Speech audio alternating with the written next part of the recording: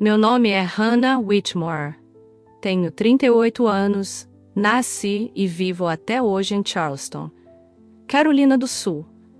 Sou enfermeira obstétrica, mãe de 2 filhos, e por mais de uma década vivi como se tivesse feito tudo certo. Me casei jovem, fui ativa. Na igreja, servi os outros com dedicação. Mas naquela manhã de setembro, meu coração simplesmente parou. Era para ser uma cirurgia de remoção de um cisto benigno no ovário. Simples, ambulatorial. Eu nem estava nervosa. Lembro de brincar com a anestesista, enquanto ela ajeitava a máscara em meu rosto. Me avisa se eu começar a falar besteira. Ela riu. Mas então, tudo sumiu. Não foi como dormir, foi como ser engolida por uma ausência. Um silêncio tão absoluto que parecia pesar sobre mim.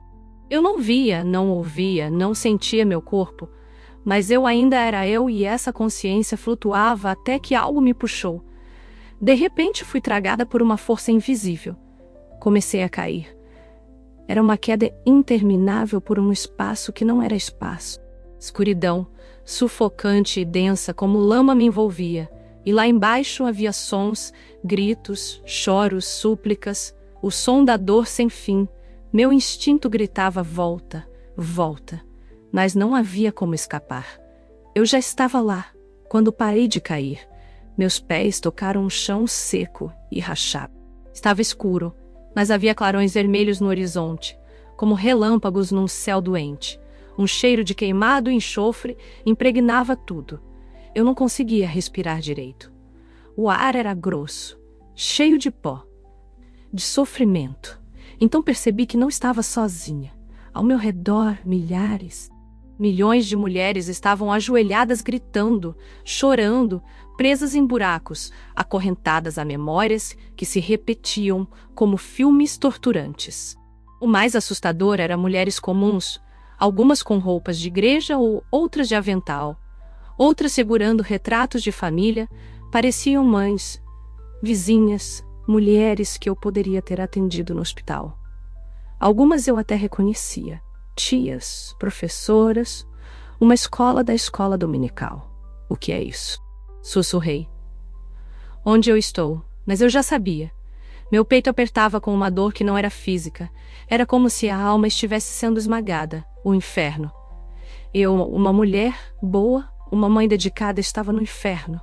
Uma sombra se aproximou. Não tinha forma definida, mas emanava uma presença tão pesada que meus joelhos cederam. A dor se intensificou. Comecei a chorar, a implorar. Por quê? Gritei. O que eu fiz para merecer isso? O que eu fiz para merecer isso? O que elas fizeram? Naquele momento, uma luz surgiu, suave e dourada. E por um instante, o tempo pareceu parar. Aquela luz era diferente de tudo o que eu já tinha visto. Ela não cegava, mas iluminava até o fundo da minha alma. Era como um alívio em meio à dor, um afago depois de anos de angústia. Quando ela surgiu, os gritos ao redor diminuíram como se o próprio inferno parasse para escutar. De dentro dela ouvi uma voz. Não era masculina nem feminina, não vinha de fora, mas de dentro de mim, como se estivesse ressoando no meu próprio espírito. Você pediu o entendimento, ele virá. Mas está preparada para ver a verdade. Minha primeira reação foi negar meu corpo, ou o que quer que me restasse dele ali. Tremia. A verdade, eu não fazia ideia do que poderia ser, e eu não entendia nada. Estava cercada por mulheres boas. Como eu era boa. Não é possível que Deus tenha me mandado para cá. Eu sussurrei. Eu servi. Eu fui fiel. Eu me doei. Até me esquecer de mim mesma. A luz permaneceu em silêncio por um momento. Então ela se expandiu. E foi como se as paredes da realidade se abrissem diante de mim. Uma espécie de tela viva surgiu no ar. Nela, comecei a ver cenas, flashes de vidas que não eram a minha. Mulheres diferentes, épocas diferentes, mas todas com um padrão. Submissas, silenciosas, cheias de culpa, sempre se anulando por maridos, igrejas, filhos, comunidade. Uma mulher nos anos 50, presa num casamento abusivo. sorrindo enquanto servia o jantar ao homem que a traía. Outra, já idosa, limpando o altar da igreja que a proibia de pregar. Outra ainda, jovem, que sufocava seus sonhos por medo de parecer orgulhosa demais. Eu reconhecia essas dores. Eram familiares, eram minhas. Essas mulheres, elas foram ensinadas a se apagar, a esquecer quem eram, a viver para os outros. Isso é pecado. A luz se intensificou como se me acolhesse em compaixão. A anulação do eu sagrado é uma traição ao espírito que o Criador soprou em cada uma delas. Elas mataram a própria essência acreditando que isso era virtude. Eu fiquei sem ar. Toda a minha vida, eu achei que negar a mim mesma era o certo. Que quanto mais eu sofresse em silêncio, mais eu agradaria a Deus. Você aprendeu a obedecer à dor, não à luz. Eu caí de joelhos. Não porque fui forçada, mas porque naquele instante senti o peso de algo que nunca tinha considerado. E se ser boa, da forma que nos ensinaram, for exatamente o que nos afasta da nossa verdade mais divina. As vozes ao redor voltaram a gritar, mas agora eu ouvi diferente. Como se cada lamento carregasse um eco de arrependimento, por não terem vivido com autenticidade. Eu olhei para a luz com o coração aos pedaços. Se isso é verdade, porque ninguém nos contou, porque nunca ouvimos isso nas igrejas, porque eu não soube disso antes de morrer. A luz começou a se mover como se me convidasse a seguir. Então venha. Você ainda não viu tudo. Segui a luz sem saber se tinha pés, pernas ou mesmo um corpo. Era como ser movida por dentro, atraída por algo que me chamava pelo nome, mesmo sem pronunciar uma palavra. A escuridão foi cedendo e surgiram paredes, como se eu estivesse entrando numa espécie de corredor. Um túnel antigo, feito de pedra viva, que pulsava como se tivesse coração próprio. Nas paredes penduradas como quadros macabros estavam máscaras, centenas, talvez milhares, de rostos femininos. Alguns sorriam, outros choravam. Havia máscaras de mães, de freiras, de esposas, de missionárias, de filhas obedientes, todas familiares. Toquei uma delas impulsivamente, no instante em que meus dedos a tocaram. Fui arremessada para dentro de uma memória que não era minha. Vi uma mulher chamada Ruth, nos anos 70. Ela estava diante do espelho, colocando maquiagem com mãos trêmulas. Seu marido a maltratava, mas ela sorria para todos na igreja como se fosse abençoada. Quando chorava no banheiro, pedia perdão a Deus por ser fraca. Ela acreditava que sofrer era seu papel. Voltei ao túnel, ofegante, tomada por um desespero que não entendia. A luz se aproximou e disse dentro de mim: cada uma dessas máscaras representa uma alma, que escolheu esconder sua verdade para agradar aos outros. Elas acreditaram que obedecer cegamente era santidade. Mas o Criador não exige a morte da identidade. Ele a celebra. Senti uma fisgada no peito. Pensei em mim. Quantas vezes calei minha voz para evitar conflitos? Quantas vezes sorri quando só queria fugir? Quantas vezes engoli minhas lágrimas achando que isso me tornava mais pura? A luz me guiou até o final do corredor, onde havia um espelho. Mas ele não mostrava meu reflexo. Mostrava todas as versões que eu fui forçada a encarnar para me encaixar. A esposa perfeita, a crente exemplar, a mãe incansável. Nenhuma delas era completa. Nenhuma era verdadeira. Comecei a chorar, mas eu só queria fazer o bem. Eu não queria errar. O bem não é submissão. O bem é verdade. E a verdade que sufoca vira doença da alma. Então a luz me mostrou algo que nunca esquecerei. Uma chama, pequena, tímida, mas brilhante dentro do meu peito, era a minha essência. Quem eu fui antes de agradar a todos, antes das culpas, antes das máscaras. A chama tremia. Estava fraca, mas ainda viva. Por que me trouxeram aqui? Perguntei. Eu não entendo. Se sou culpada, por que me mostram tudo isso? A luz silenciou, e então apontou para uma nova porta que surgia na parede. Porque você ainda tem escolha, mas primeiro você precisa saber o que aconteceu com elas. Com o coração disparado, dei um passo à frente. Atravessei a porta como quem mergulha numa ferida aberta. O espaço à minha frente Era vasto. Circular, com colunas retorcidas que pareciam feitas de dor condensada. No centro, havia uma espécie de poço, não de água, mas de memórias. As bordas pulsavam como carne viva e sons escapavam dali. Sussurros, orações desesperadas, gritos abafados. A luz me manteve próxima como se me envolvesse num abraço invisível. Onde estamos? Minha pergunta saiu num sussurro como se falar alto fosse proibido ali. No coração da culpa. Foi então que elas começaram a aparecer.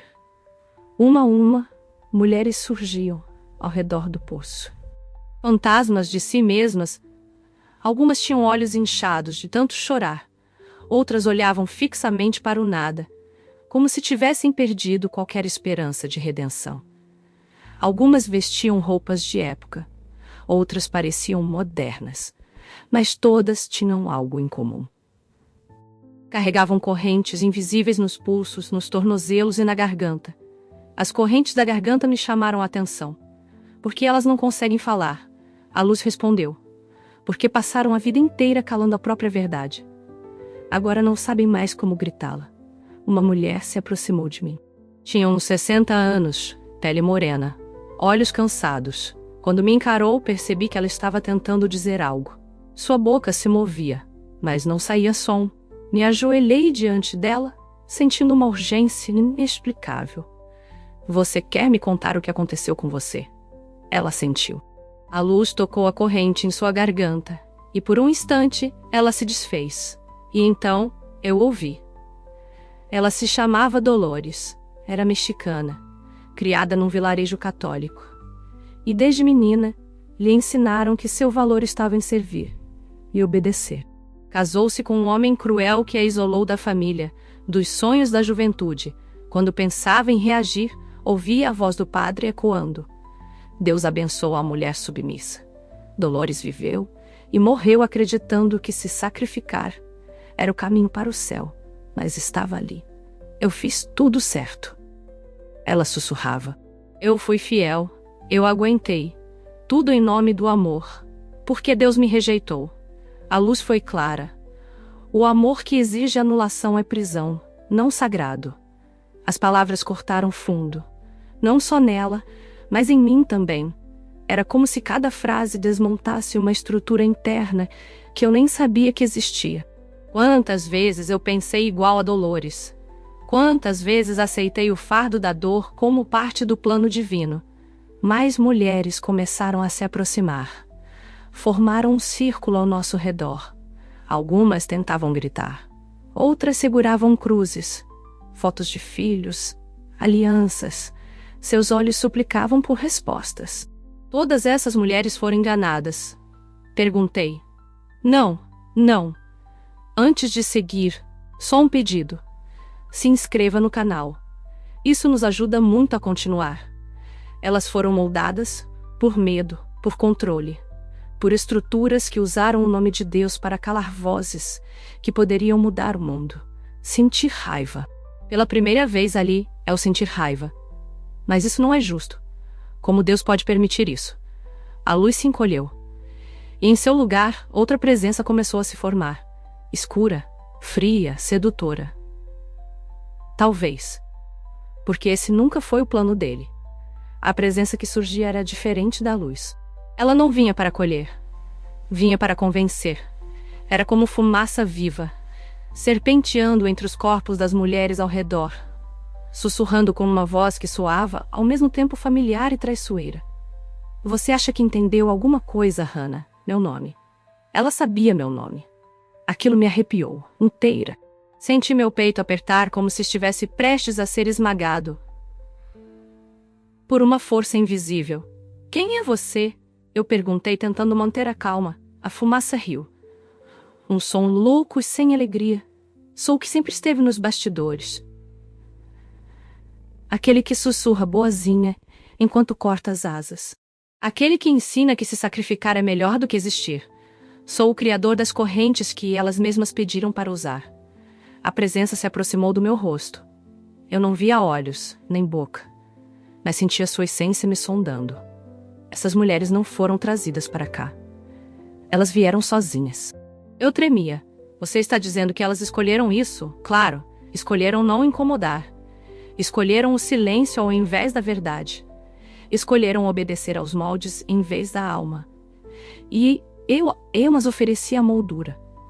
O mundo, esse que chamam de civilizado, fez o resto.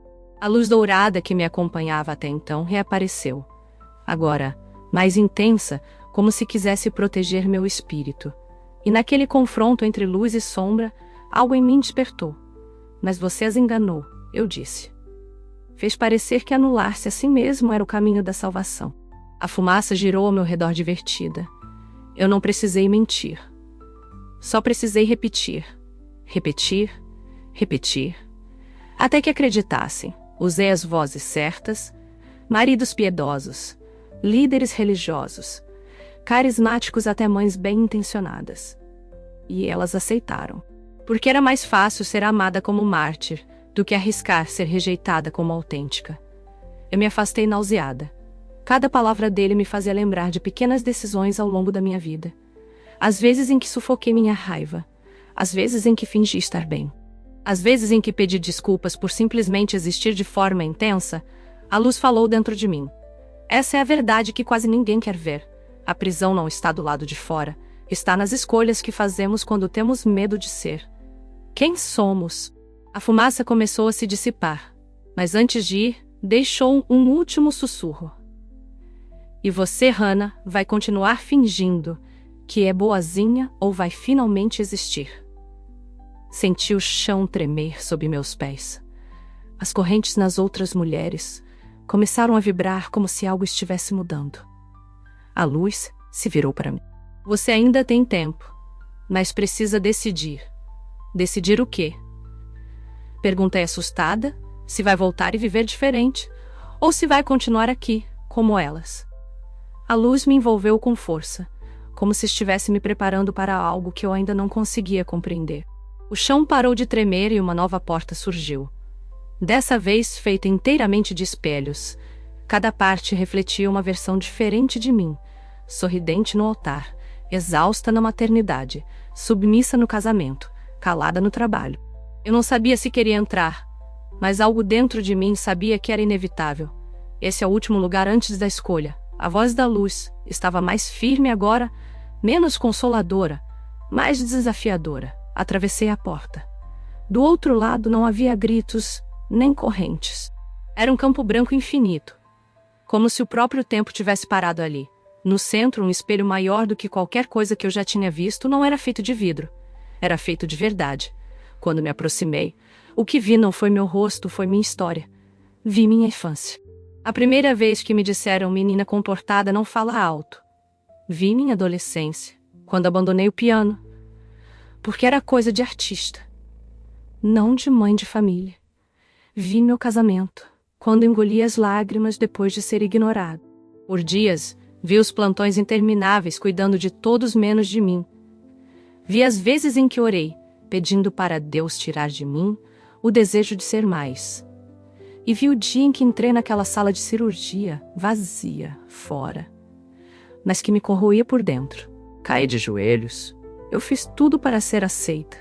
Eu chorei. Eu chorei. Tudo para ser vista como boa, correta, obediente. E mesmo assim estou aqui, no inferno, a luz respondeu. O inferno não é castigo, é espelho. Ele mostra o que você negou. Ele mostra o que você perdeu. Pela primeira vez, vi a chama dentro de mim começar a crescer. A mesma que a luz me mostrou antes. Ela agora tremeluzia forte, viva. E então surgiu uma porta atrás de mim de madeira simples, com um brilho suave em volta. A saída, se eu passar por essa porta, eu volto. Sim, mas não como antes, o que acreditava ser certo. Olhei para trás, vi dores, vi as outras mulheres. Algumas me olhavam com esperança, outras com inveja, outras com desespero. E elas, cada alma tem seu tempo. Algumas já escolheram, outras ainda não conseguem. Mas você está no limiar. Coloquei a mão na maçaneta, mas hesitei.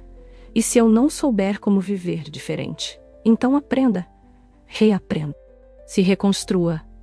Essa é a nova fé. Fechei os olhos e atravessei a porta. Abri os olhos com um susto, como quem emerge de um afogamento. Meu corpo inteiro tremia, e a primeira coisa que senti foi dor. Não a dor física da cirurgia, mas algo mais profundo, como se minha alma estivesse tentando se assar das ao redor. Máquinas apitando. Estava na sala de recuperação. Uma enfermeira disse por um médico. Vi rostos, máscaras, a anestesista, o cirurgião, todos pareciam aliviados. Milagre. Alguém disse, mas eu não sentia milagre nenhum. Senti peso, senti verdade e senti medo, porque eu sabia que tinha voltado com conhecimento e iria entender. E pior, que muitos não queriam entender. Fui transferida para o quarto horas depois. Meus familiares estavam lá. Meu marido, David.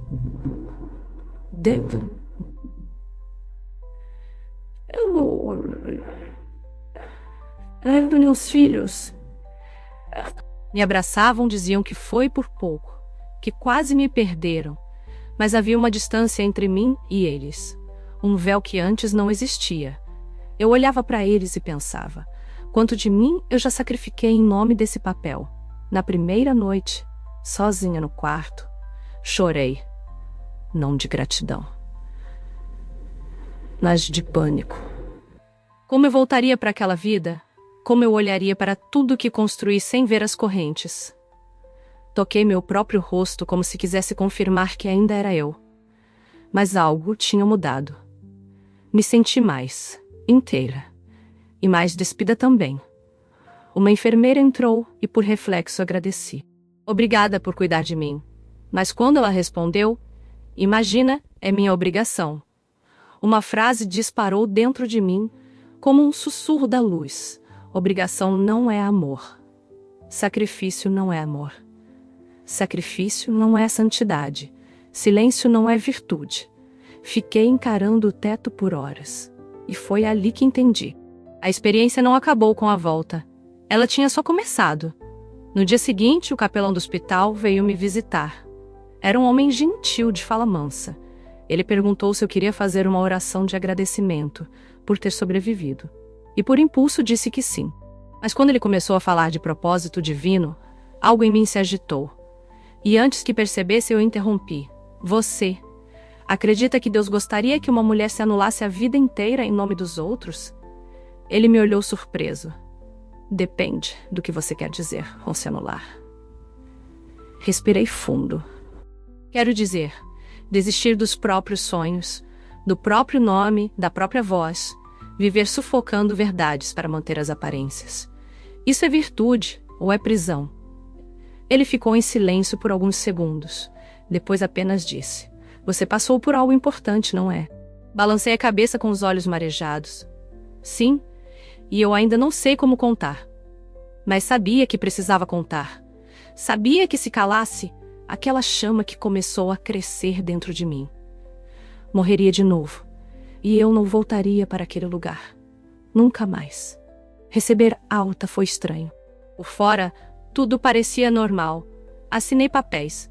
Vesti a roupa que devia ir para casa. Sorri para os enfermeiros. Por dentro era como se o hospital estivesse me expulsando de volta para uma realidade que já não me cabia.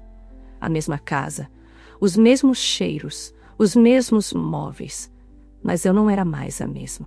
Isso começou a ficar evidente muito rápido. No primeiro jantar em família, David agradeceu a Deus pela minha vida com as crianças de olhos fechados. Quando terminou, ele olhou para mim e disse, agora é só descansar e voltar a ser a Hannah de sempre. A Hannah de sempre. A frase martelou na minha cabeça, o mesmo tom que ouvi tantas vezes na infância. Comporte-se, não exagere, não fale tão alto, não sonhe tão grande. Mas agora, eu não conseguia mais aceitar. Dias depois, na igreja, aconteceu o inevitável. O pastor me chamou para dar um breve testemunho. As pessoas estavam sorrindo, esperando ouvir sobre o milagre. Eu subi no púlpito com as mãos suadas, coração acelerado. Olhei aquelas pessoas, muitas delas. Mulheres como eu, fiéis, gentis, apagadas. E falei, não do milagre, mas do inferno. Contei o que vi. As mulheres acorrentadas. O motivo que as prendeu ali: o silêncio, a negação de si mesmas, a fé transformada em cárcere, a verdade escondida atrás da máscara de ser boa. No início, as pessoas ouviram em silêncio. Depois, veio o incômodo. Alguns desviavam o olhar. Outros sussurravam. Quando terminei, o pastor subiu imediatamente. Tentou suavizar tudo. Disse que eu estava emocional. Ainda em recuperação, que experiências de quase morte podem ser enganosas. Mas eu vi, nos olhos de algumas mulheres, eu vi. Elas entenderam. David não falou nada no caminho para casa. Só. No dia seguinte, durante o café, soltou: "Você precisa parar de dizer essas coisas, Hannah. Vai acabar confundindo as pessoas." Eu olhei para ele e disse com toda a calma que pude reunir: "Talvez elas precisem se confundir, para finalmente acordarem." Ele ficou em silêncio. Mas havia algo novo no olhar dele. Medo, raiva, insegurança. Naquela noite me tranquei no banheiro, me encarei no espelho. Pela primeira vez em anos eu vi a chama, viva, crescendo. E junto com ela a certeza. Viver com verdade me faria perder muitas coisas. A aprovação dos outros, a paz falsa, a ideia de ser boa, mas o preço de não viver com verdade era o inferno. Literalmente. Eu encostei a testa no espelho e sussurrei: "Eu não vou voltar para lá. Nem que eu tenha que morrer de novo." O tempo passou. Não muito mais o suficiente para perceber que minha vida antiga estava ruindo. Perdi amizades. Algumas mulheres da igreja me evitavam nos corredores, outras trocavam de calçada.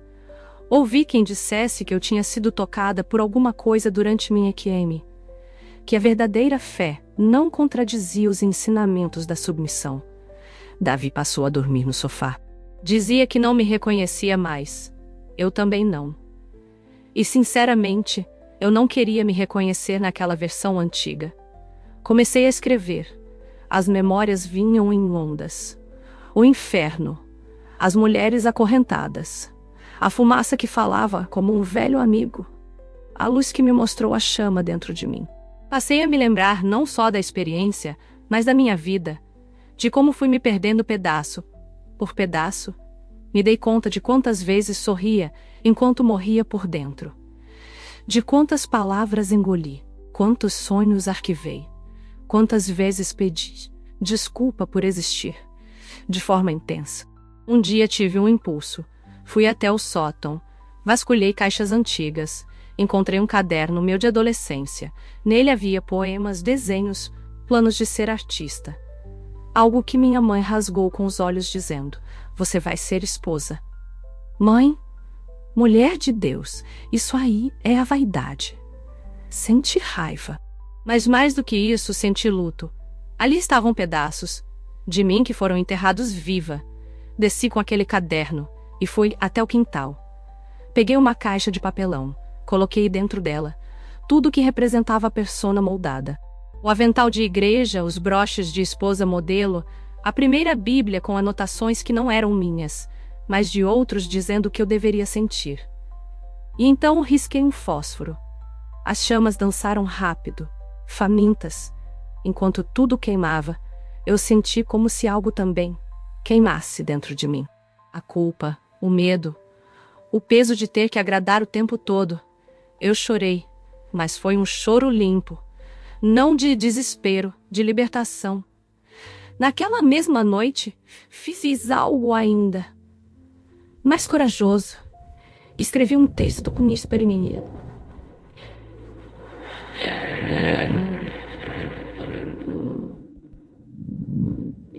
Não como uma denúncia, mas como um pedido. Vocês ainda lembram quem eram, antes de se moldarem ao que os outros queriam que vocês fossem. No dia seguinte, acordei com centenas de mensagens, muitas de apoio, outras de fúria, mas entre todas havia confissões. Eu também morri por dentro e ninguém viu. Tenho medo de ser eu mesma até hoje. Eu vi algo parecido, mas nunca contei para ninguém. Senti um arrepio. Não era só sobre mim, nunca foi. Aquelas mulheres do inferno.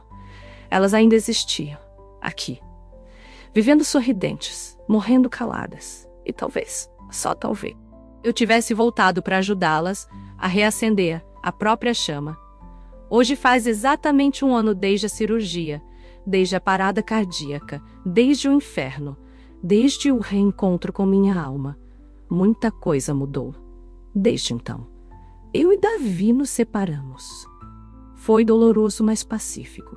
Como se ambos soubéssemos no fundo que aquela versão de mim que ele amava já não existia mais. Meus filhos ainda me olham com olhos de dúvidas às vezes, tentando entender a mãe que voltou daquele hospital, mas aos poucos estão conhecendo a mulher que sempre existiu por trás das máscaras. Voltei a trabalhar, mas sob minhas próprias condições. Diminui os plantões.